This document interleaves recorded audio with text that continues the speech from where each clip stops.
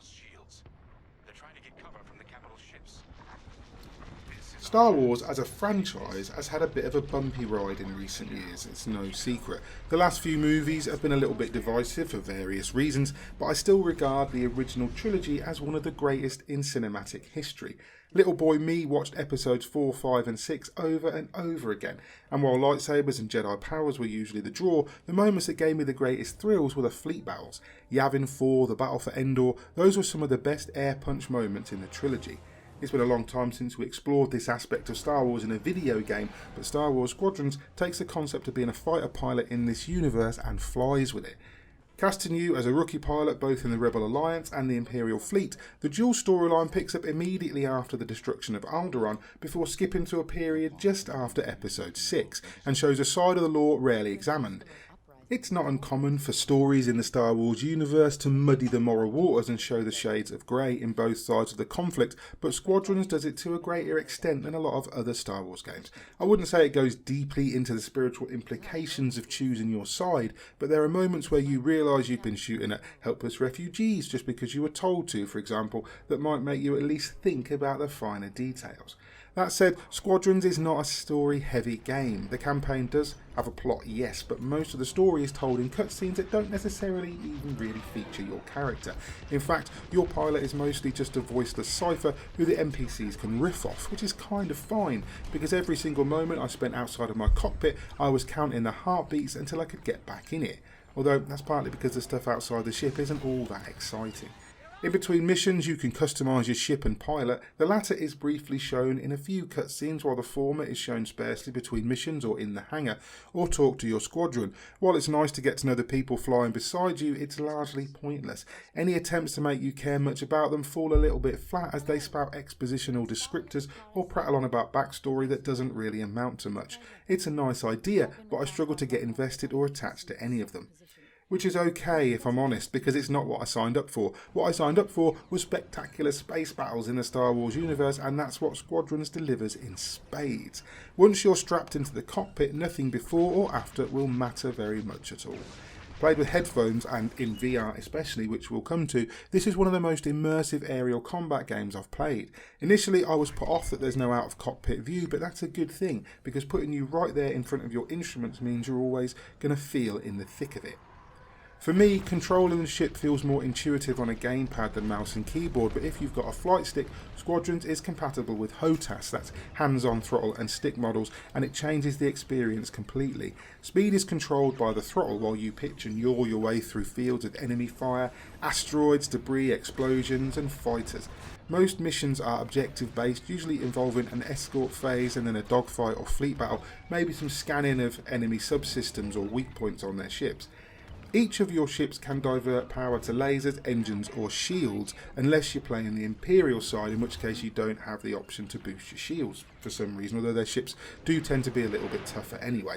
These things will improve your firepower and your recharge speed, your speed and manoeuvrability or your defence. Each fight becomes a balancing act as you decide which is more important at a given moment, and frantic too as you barrel roll to avoid volleys of fire or shake off a locked on missile, swoop at the last minute to narrowly escape a fatal collision, or whoop as you blast through the flaming innards of an enemy ship you just blew to pieces. Interestingly, you can also choose which side of your ship you want to angle your shields at, which can get you out of trouble when you've got a persistent tail.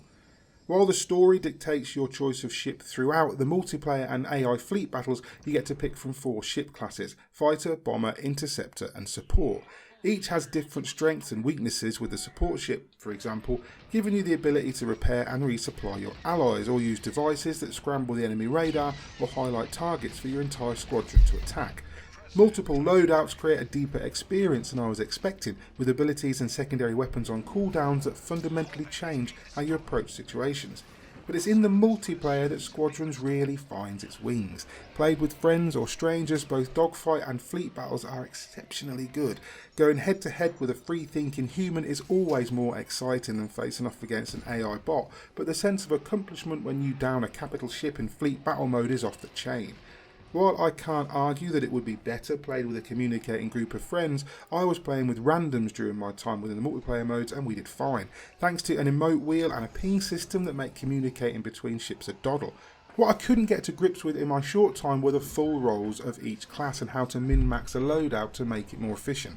I can't stress enough just how intoxicating the flight and combat are in this game, and how much multiplayer elevates them even beyond that. You can even play online in VR too, which may give you a slight advantage if you're a solid player in the first place. Squadrons features skill-based matchmaking, which always ruffles a few feathers, but the cross-platform lobbies will ensure you won't need to wait a month of Sundays to find a match.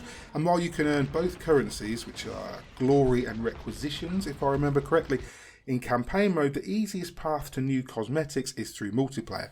I should also point out that there are no microtransactions or cash stores in Squadrons. Every cosmetic item is earned by playing the game. The fleet battles, whether in multiplayer or solo, are perhaps the icing on the cake though. These massive conflicts pit you against a wall of enemy ships with dozens of fighters on either side, as well as attack ships, resupply stations and of course the capital ships. Speeding across the deck of a Star Destroyer, hammering its laser cannons or taking apart its critical targets like the shield generators or power supply is an exhilarating feeling. It can be a little bit frustrating to constantly hear that you have a missile locked onto you or to get shot down by an enemy you didn't even know was targeting you, but it's also insanely satisfying to navigate a field of fire to stay on target and deliver the finishing blow to a gargantuan battleship. Dogfights are exciting affairs too, but also immensely irritating when you're up against someone who really knows how to play, which sadly I don't. Star Wars Squadrons can be utterly stunning at times too. Environments and ships are highly detailed and the lighting is gorgeous, shifting and changing as you navigate below larger ships or fly above them. Huge space structures can be avoided or flown around to shake a bogey, and lasers and explosions light up the battlefield like the 4th of July. With all this going on though, the frame rate can occasionally stutter, though it's not often enough to be that noticeable in the campaign. The sound direction too is exceptional, featuring all the licensed music you'd expect to hear, as well as a familiar pew pew pew of laser fire or the comforting whistle of an astromech droid. The downside to such beauty, of course, is the sheer length of some of the loading screens.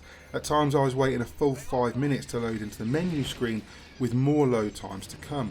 I'm playing on a PC with the settings up high, admittedly, but some simply won't tolerate such long waits, and Motive Studios need to patch this issue as soon as possible. It's a pretty graphically intensive game, yet on my RTX 2060 everything does run pretty smoothly. If you really want to experience Star Wars Squadrons at its most immersive and you have the capability, the VR mode is simply spectacular. It can be a little bit dizzying at times, and if you suffer from inertia while using VR, beware. But the detail is so high and the action so frantic and satisfying that playing Squadrons in VR is as close as you're going to get to being in the cockpit of a real X-Wing. Some of the ships are built with bubble cockpits too, which gives you a slight advantage in terms of where you can look. With no rear view or third person, a fighter behind you will have the upper hand unless you quickly master the art of drifting your ship and getting that vantage point.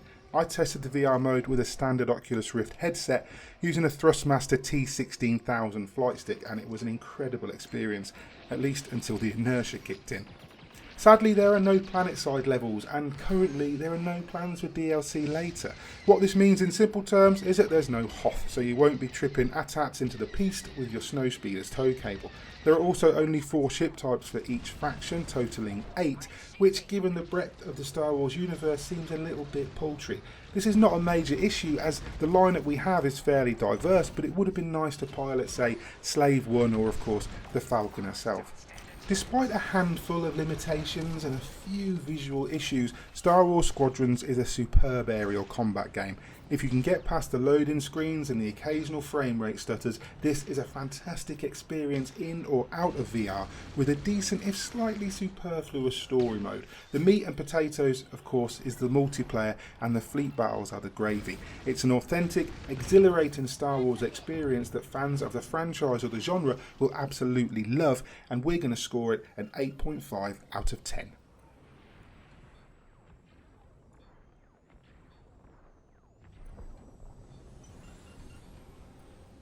Hi there, Mick Fraser here. Thanks for watching our review of Star Wars Squadrons. It's out on October 2nd on PC, PS4 and Xbox One, and of course on PC and PS4 it has that VR functionality, so if you can play it that way, you've got to give it a go. It's really, really good.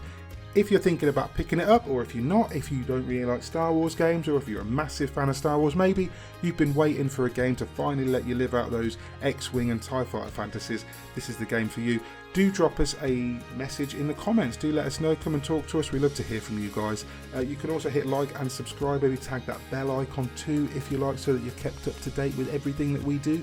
And if you do want to support us, if you want to support the channel, the site in general, do check out our Patreon. We really do appreciate everything that you guys do for us. In the meantime, I've been Mick Fraser for God is a Geek, and you guys have been lovely. Bye.